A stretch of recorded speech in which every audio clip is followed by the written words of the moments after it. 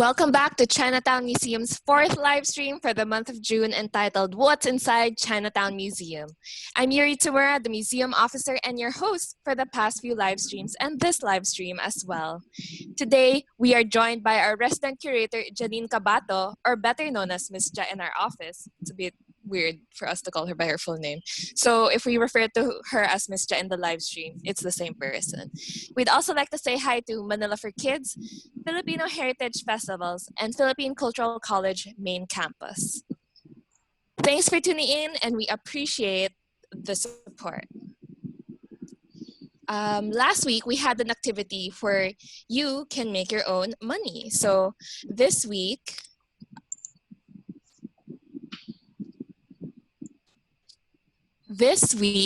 we will also have another activity related to Ms. Ja's lecture. So be sure to pay attention.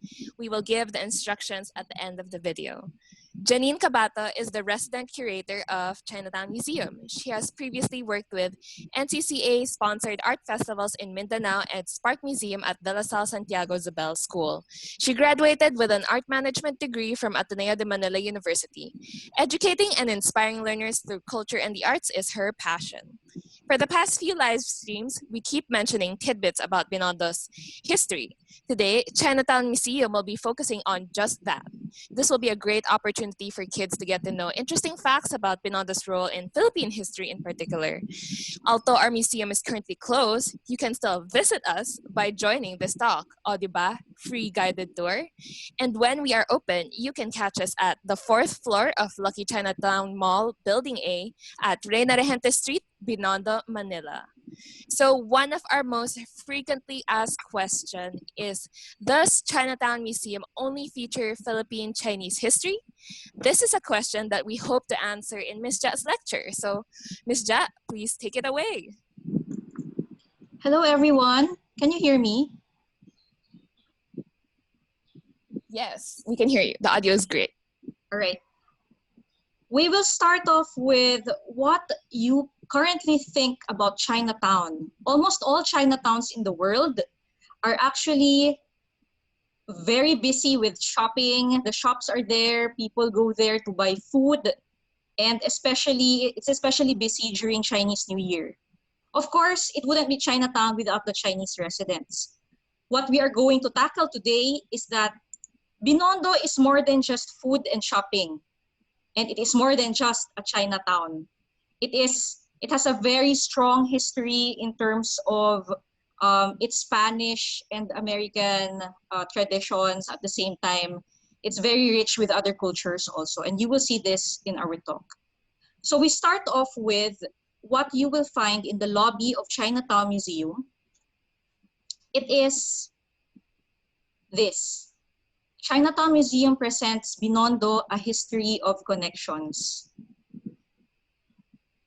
The letras y figuras that you will find here is B-I-N-O-N-D-O.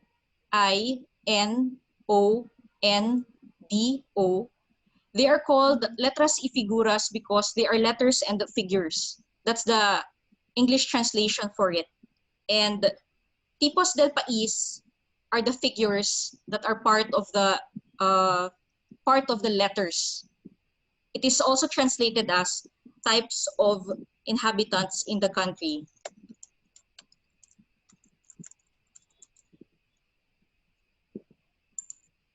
We move on with the floor plan, and we will go through Binondo Church all the way up to Alcaiceria, and then the Binondo shops, which we have inside the museum. We will discuss the Esteros in the left corner, El 82, which is the shop of Ramon Ongpin. And then we proceed to another set of shops, and of course, the TRANVIA. So it's quite a hefty discussion. It's going to be a really long discussion. That's why for this purpose, we are going to only choose just a few galleries so that we could talk about some of the galleries more in depth. Right. We proceed with the first gallery, the mission settlement.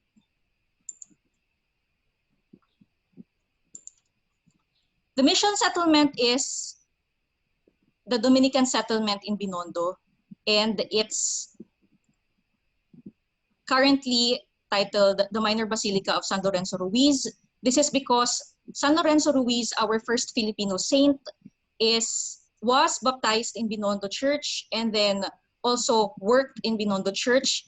He is a Chinese mestizo, and currently the plaza in front of Binondo Church is also named after him. So going back to 1847, we have this, and it is the watercolor painting of Jose Honorato Lozano. He is one of the tipos de país painters during that time. He's very known for a lot of his paintings. So I'd like you to look at the BC Plaza in front, figure out where the tipos de país are, what they are doing, and we will spot some.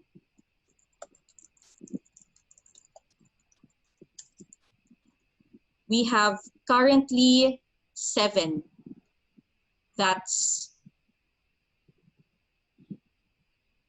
Can you notice that? That's the Beata, and then you have the Chinese mestiza down. They're wearing colorful dresses. You have the Carabao on the road, and commuting in style. You have a carriage, at the same time textiles in that area,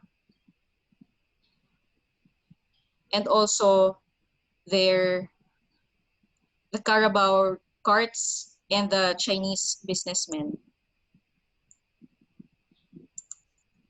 We will discuss each one so that this will give you an idea of the kind of fashion that they have in that area, and at the same time also the things that they are doing. We will start off with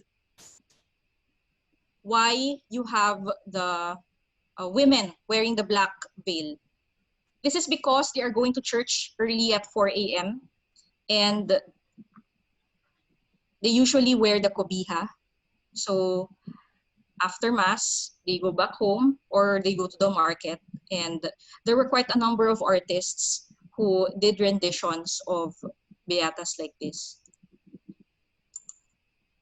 Next is the mestiza. She is wearing a beautiful, the colors of that time, the fashion was very, very, very colorful. You have seen this with the 3 other live streams before us. And so we're just repeating it now. But this time, I would like you to look at the 4 clothing ensemble. It's the embroidered panuelo, which is the scarf around her neck, and then the camisa, the tapis, chinelas or slippers, and the tambourine necklace. The tambourine necklace actually looks like a rosary, and it's made of gold filigree. So it just shows the craftsmanship of the Filipino during that time. We move on to, how about the carabaos on the road? It really was a common occurrence during that time. So you will see the furniture van. It could carry quite a heavy load, and that's the furniture van. You will see this around Binondo, not only with Chinatown, but a lot of the 17th to 18th century photos before. Next is our commuting in style. During that time, there were quite a number of carriages. There were this, on the left side, you will see a carriage of a 2-passenger carriage, and then you have a horseman, also a footman. But for this, it's called the Victoria on the right side. And it's called the Victoria because the passengers face each other. So here you have a maximum of 5. Sometimes if the family is rich, they own 1 or 2 of these carriages. But there are times it's also up for public transport. Then we also have the textile vendors in the street. This is funny, no? They're wearing pants in public just to fit it out. And yes, it's very common during that time. The thing is with the textile vendors in Binondo is that they, through the years, they have settled in Azcárraga, which is actually the textile market of Divisoria. When we move on to the last one that you'll find, you have the Chino Comerciante. The Chino Comerciante almost always lives in Binondo, of course, because it's part of Binondo is Chinatown. Wears the saya-saya or the baggy pants and holds an embroidered silk fan. So the animal hair black cap is a sign of being a rich merchant. Not all merchants have this. We move back to the photo on Binondo Church, right? And now I would like you to focus on the church itself. Binondo Church started in the 16th century and it went through a lot during the years. You will find that it survived an earthquake, 2 earthquakes, if I'm not mistaken, and a number of renovations. But the one that devastated it the most was World War II, when only the facade was there. So everything from the roof, the back of the architecture, the solid architecture, entire thing was down to the ground. So not only that, also in the neighboring structure, the neighboring structures beside Binondo Church also was carpet bombed. So the Binondo Church that you have right now still retains the same facade. They painted it and renovated it there. So when we will proceed to the second gallery, which will have the figures of faith. So in the figures of faith, we will only focus on 2. That's Santo Cristo de Longos in the middle and San Nicolas on the right side. So all the rest, we could discuss this more when you visit Chinatown Museum when we are open. But for now, we will start with San Nicolas de Tolentino. Who exactly is San Nicolas de Tolentino? You might see him in a number of, his name is around most of Philippine churches, and he is a 13th century Italian monk who was said to have cured the sick with blessed bread. So he would bless the bread and offer it to the Virgin Mary. When the Filipinos heard about this, they created San Nicolas cookies, which you have in Pampanga, and there were a number of provinces who would have this. So they would sell the cookies to, especially if the child has stomach ache. So it's sort of like a miracle cure, or so they say, and then they pray to San Nicolas to bless the cookies. They still do it now. I went to church one time and I saw a cookie that was San Nicolas, but they were selling it for 10 pesos there. San Nicolas is really known to be the patron saint of Chinese mestizos. And there's a barrio beside Binondo that's also named San Nicolas because of this saint. When we move to the next slide, you will see a fluvial parade of San Nicolas. This is done annually and it floats from Binondo to Guadalupe. Notice the very intricate design. You don't see San Nicolas there because San Nicolas is inside the pagoda. So the Chinese stay on top of it. They really prepare for this every year. And when they arrive in Guadalupe, they go up the mountain. Before Guadalupe was a mountain, before they mined it. So they go up the mountain, say a mass in honor of San Nicolas, and then the festivities happen overnight. So the following day, they go back to Binondo. When I saw this photo of, it's not a photo, it's an illustration of Jose Lozano, I thought it was not real, but we were able to find a photo, this, of the real Chinese pagoda. Thank you to Melvin Lam for the photo. You could see all the lamps at the top, and of course, these are attended by the Chinese during that time. The fluvial procession already stopped. They don't practice it anymore. We proceed to our second patron in figures of faith. It's Santo Cristo de Longos. The story here is very interesting because there was in the barrio of Longos, which is also beside Binondo and beside San Nicolas, there was a deaf-mute man, or so they say, the legend goes. And he, of course, he was deaf-mute. So he went to the well in Longos and he was able to dig out, they were saying, a corpus of Christ, which actually was the Santo Cristo already. So this photo that you have on the right side is the one in Binondo Church. It's covered and it's placed in a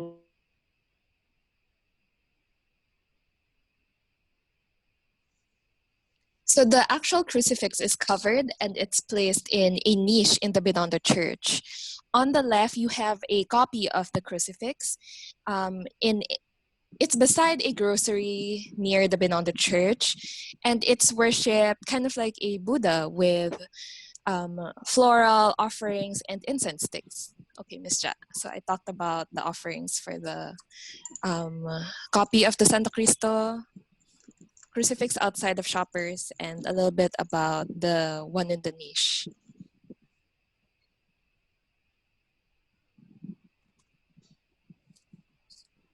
Miss Ja?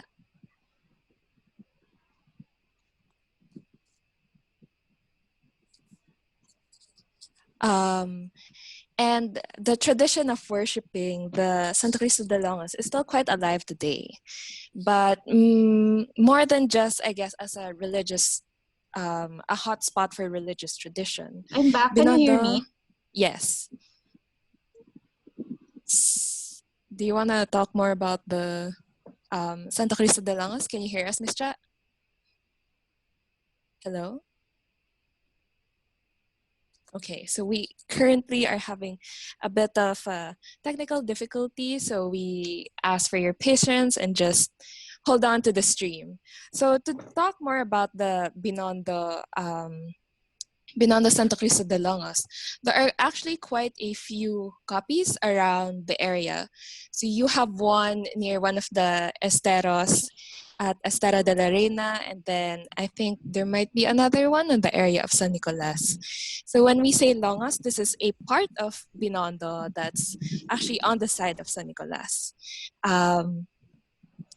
So in the off chance that when all of this is over and then you can drop by Binondo Church, please do take the time to visit the Santo Cristo de Longos. It has a very long and interesting history. Here with us at Binondo, it's at the back niche, so it's beside the door of the church, and you can't miss it. It's one of the largest niches that you can find in the area. Thanks, Yuri. Can you hear me? Yes, we can hear you. All right. We will proceed with the third gallery. This is already going to talk about the trade and commerce in Binondo. Are we moving? Yes, we're at Gallery 3. All right. With Gallery 3, this will focus on the Chinese pagoda. Do we have it, Beth? Yes, it's up. The Chinese pagoda is up. All right. I can't quite see it.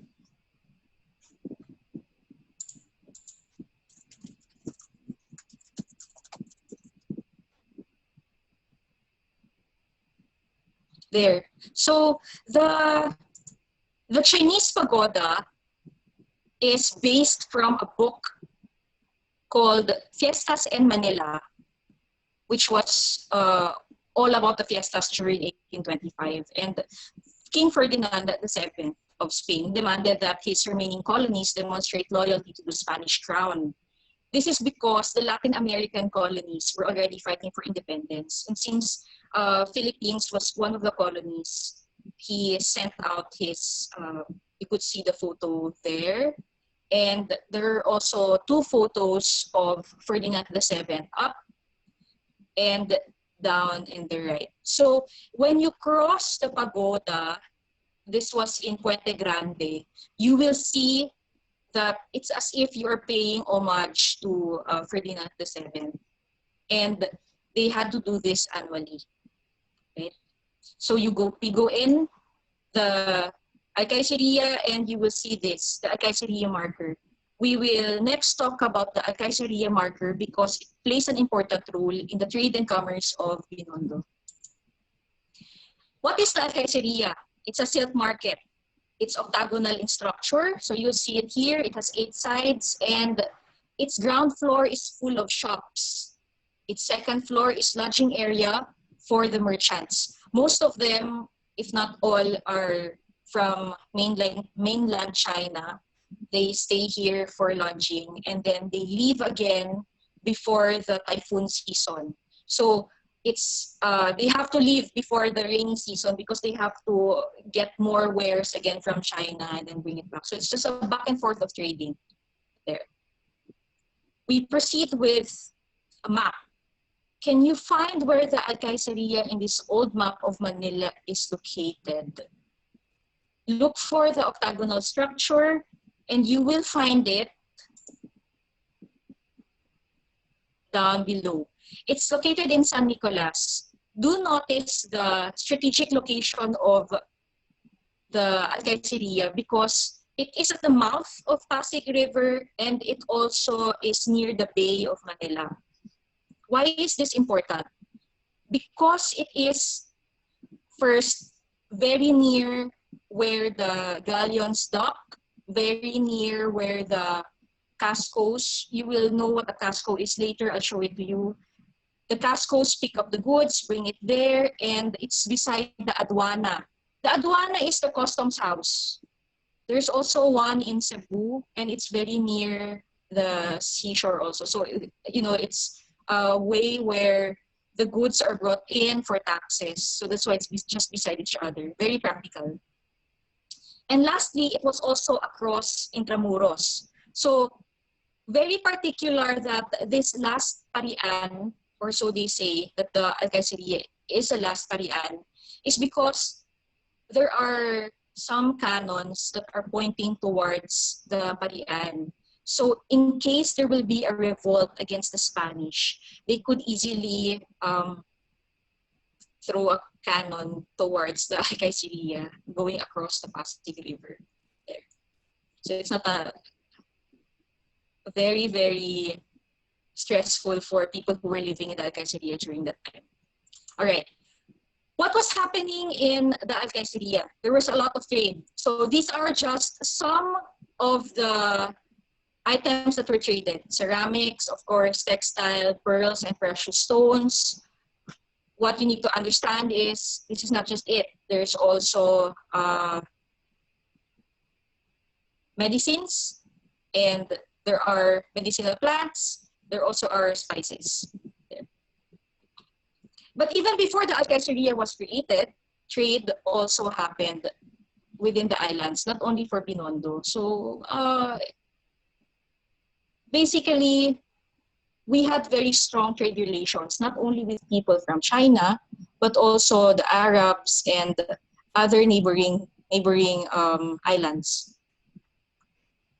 When we move forward after the Alcaiceria in the museum, you will find this. Our fourth gallery is dedicated to the Chinese Sangli, the Chinese mestizos. The Chinese mestizos are a mix. Usually it's a Chinese father and then a Filipina mother. So the blend, the mix is called the Sangli or a Chinese mestizo. So if it's a Spanish father and the Filipina mother, it's a Spanish mestizo or Spanish mestiza. Okay. So this entire setup was really based on a bahay na bato, sala or living room. And then you have the tipos de pais at the background and also a Chinese party on the right side. So when we move to the next slide, you will find that this is the usual merrymaking in Binondo during that time, because you don't have modes of entertainment. Your only entertainment was music.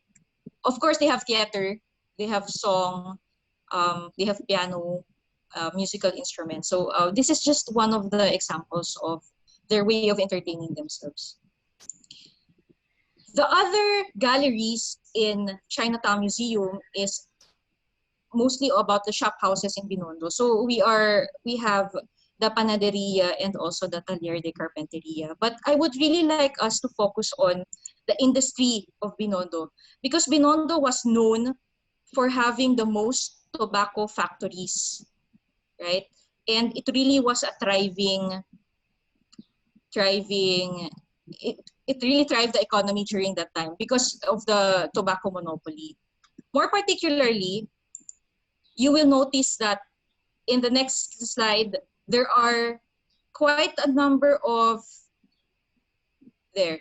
There are quite a number of cigar labels. So these are wrapped in the cigarettes and they're very colorful.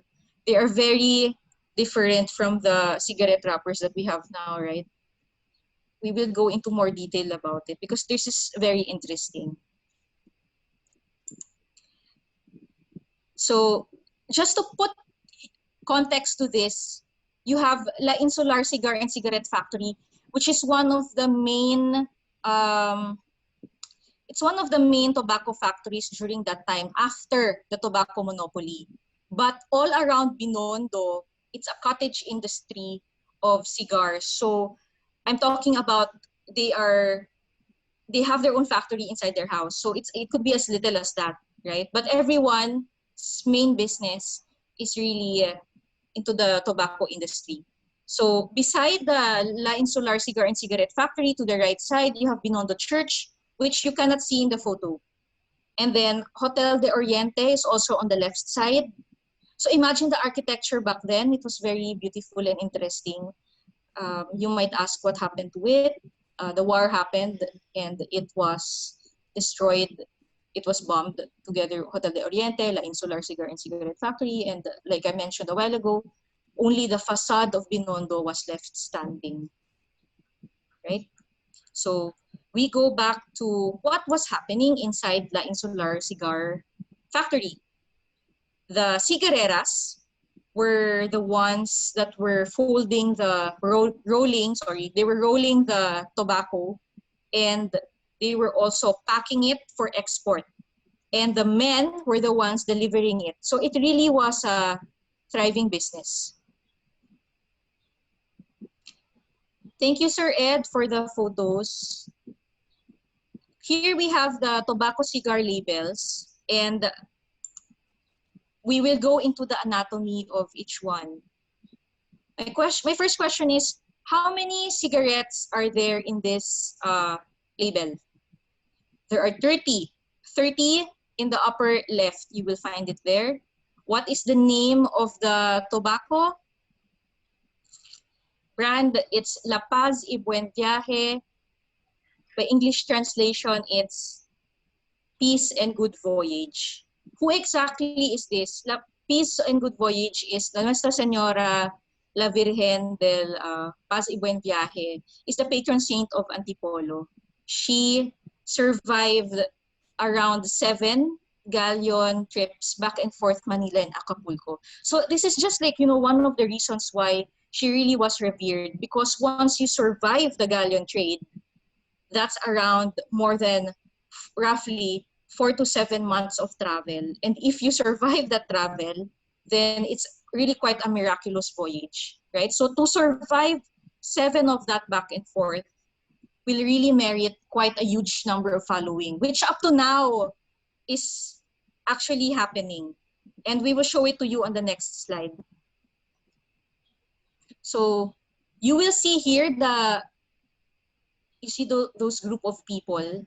This is the expedition to Antipolo. And it's annually done. They call it Alay Lakad.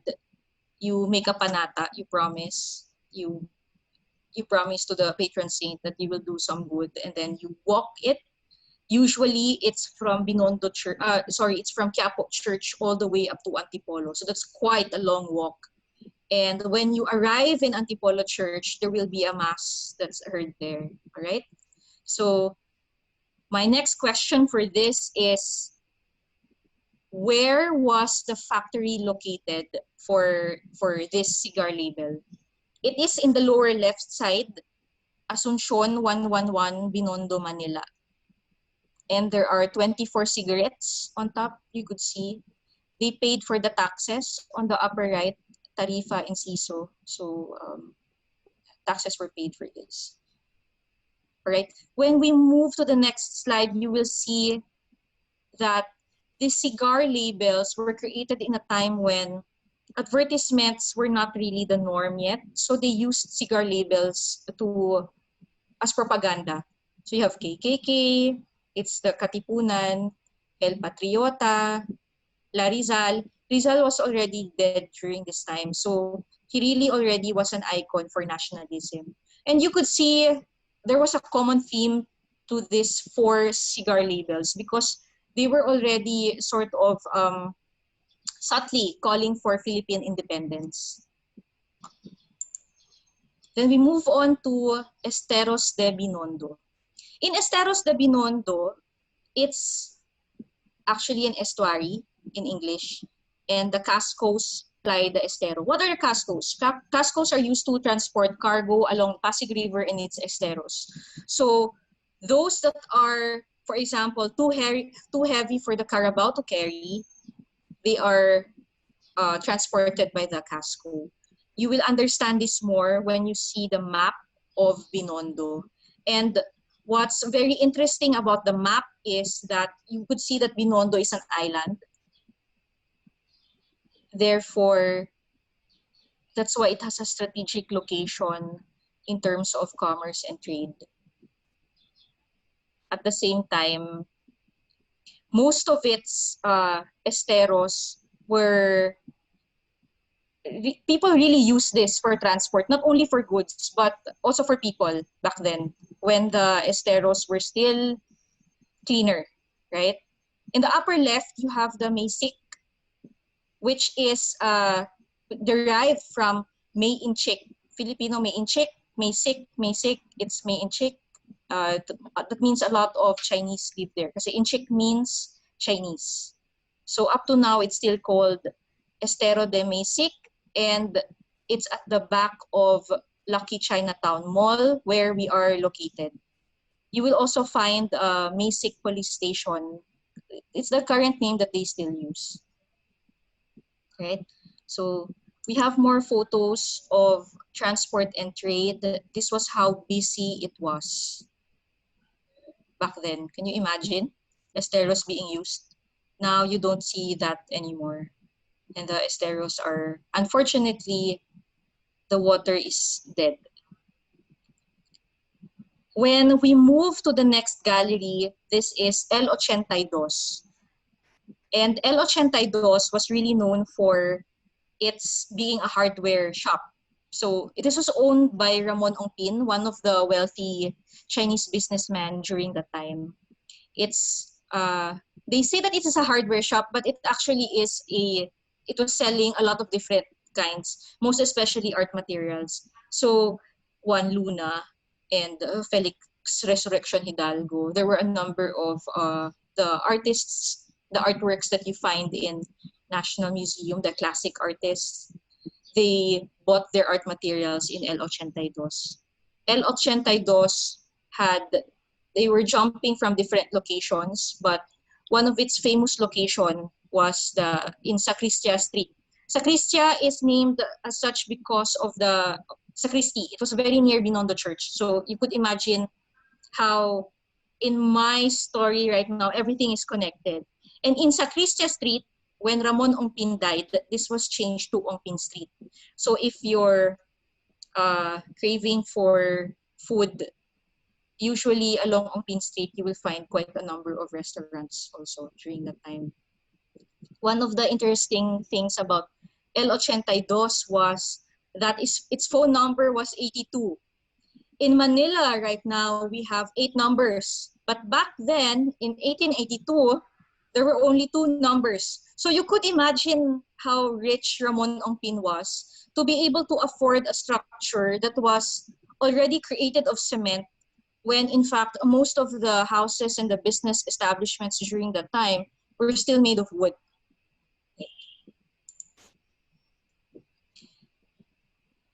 Binondo's role in the Philippine Revolution is also talked about in the museum. And for Ramon Ongpin, I'll just link it with what I mentioned a while ago. Because he was rich, he also secretly financed the Philippine Revolution, especially on the camp of Emilio Aguinaldo. And what we would like to share here is that Katipunan, headed by Andres Bonifacio, but that time there were about four of them who founded Katipunan. It was there where the pointer is, the corner of Azcárraga and Elcano. So there was a house there. That's where they did it. And in fact, the remains of Jose Rizal was also washed in an estero in Binondo. So Binondo has a very interesting history when it comes to the Philippines as a nation, because a lot of, for example, Rizal's characters in Noli Me Tangere and El Filibusterismo were based in Binondo, in Hotel de Oriente, in the Esteros. And so you will see that with the photos that we show, and if you know the story of the novels of Rizal, you could see that everything matches. We proceed with our next gallery, which is Turn of the Century. And in Turn of the Century, this was quite heavy on research. And thank you to Melvin Lam for the newspaper collection. These are from 1895 all the way up to 1920, around 1920. So we were able to gather the newspapers, and what's very particular about this is that the turn of the century literally also had electricity. So before it was just gasera, gas lamps. That's why we have the lamppost here. A lot of the millennials take photos here because it's nice. Pero the entire point here is that the electricity was also brought in the Philippines during the turn of the century. We move on to more Binondo shops, and you have the Botica. There were lots of pharmacies in Binondo, usually owned by Germans, German dispensaries. I'll show you some photos about this later. We have upper right, the Pansiteria, where there will be a video playing about the top Binondo cuisine. That's pancit. Of course, you have the dim sum, and also, this is funny, tableria, the tablea chocolate, not the tea. So one of the main things that the Mexicans and the Spanish brought over was the chocolate of Mexico, which the Filipinos got to love. So that's why we have, champorado, tablea in the morning, because it actually came from Mexico. Most Chinatowns around the world would have tea, but not for Binondo. That was the one thing very unique about it. When you go out of the Pansiteria, you will see the TRANVIA. This is the main attraction of a Chinatown Museum. And you will see our video over there at the right side playing. It will say the history of the TRANVIA and how it was very extensive. So we will show you some photos of, you've seen this. This was created by Ed of Kinulayang Kasaysayan. Thank you for this photo. Also Mario Fier for the postcard below.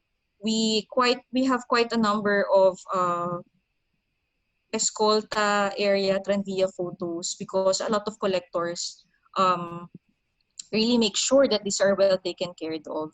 So the Tranvia in the museum is horse-drawn, but The map that I will show you on the next slide is an electric TRANVIA already. And you could see really how extensive it was, moving from Tondo all the way to Malate, all the way to Sampaloc, and also San Miguel that's where Malacanang is. So, galing, no? Very extensive, at the same time makes you wonder how Manila was not able to maintain this. And the answer is also because of the war. It destroyed the main station and they bombed it. That the Tranvia tracks were also destroyed, and that it really was not restored after that. I would like to point out Escolta. If you could see Escolta there. This was the main, you would say, Wall Street of that time. It was the downtown. It was the Makati of that time. So right now it's Makati and it's BGC, but that time it was Escolta. And you have this is quite a number of luxury shops in Escolta. What can you notice about the names? You have American Bazaar, La Puerta del Sol, El Louvre, right? This just shows that Escolta was very multicultural. So you have quite a number of foreigners coming in and out of Binondo, Americans. There was a French hotel before. You have French jewelry shops, especially the perfume, and ilang-ilang that came from the Philippines was also exported all the way to France. And most of the dispensaries, like I mentioned, came from the Germans. Was owned by the Germans. You also have Jewish owners of shops there.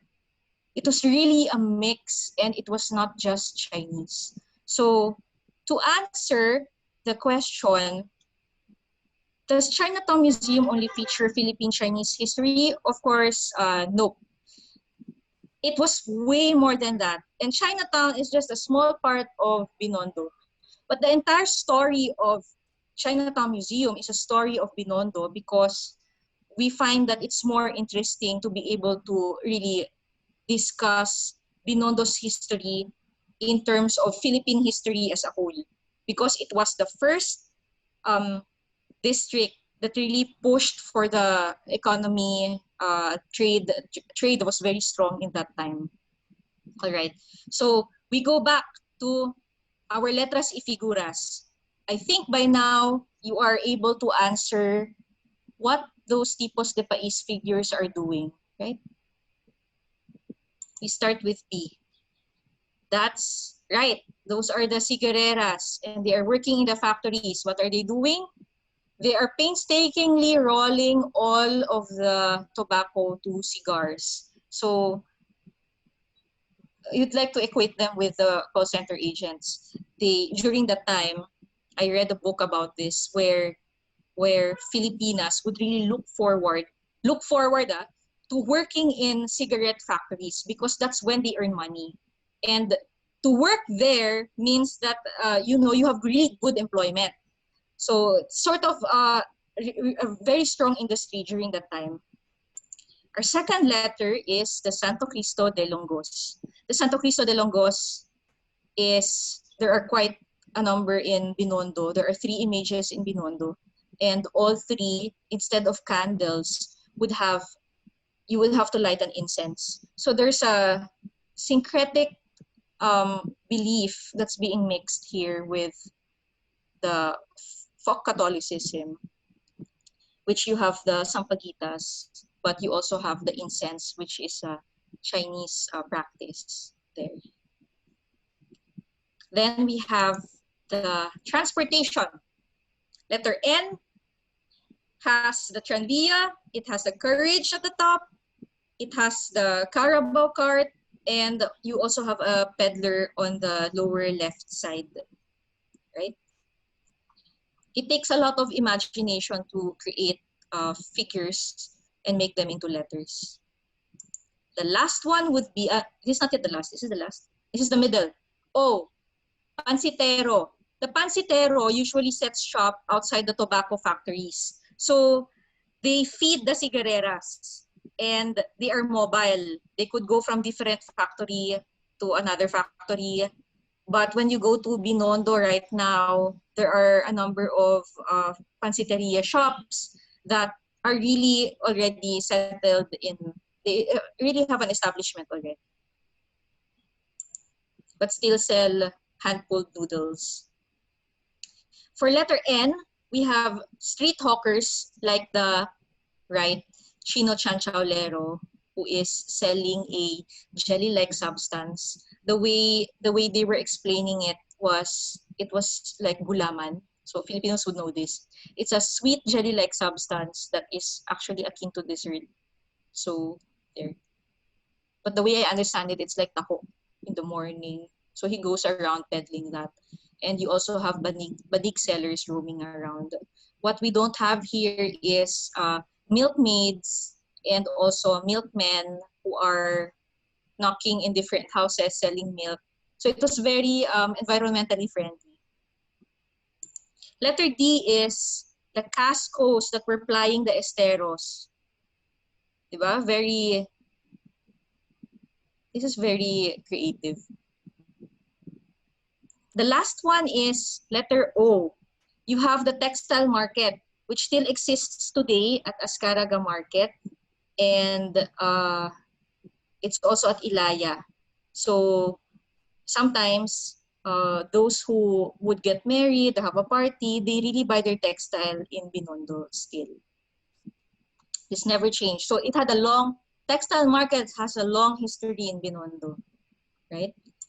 I'd like to show you what we did for the modern version of Binondo's Letras y Figuras. This is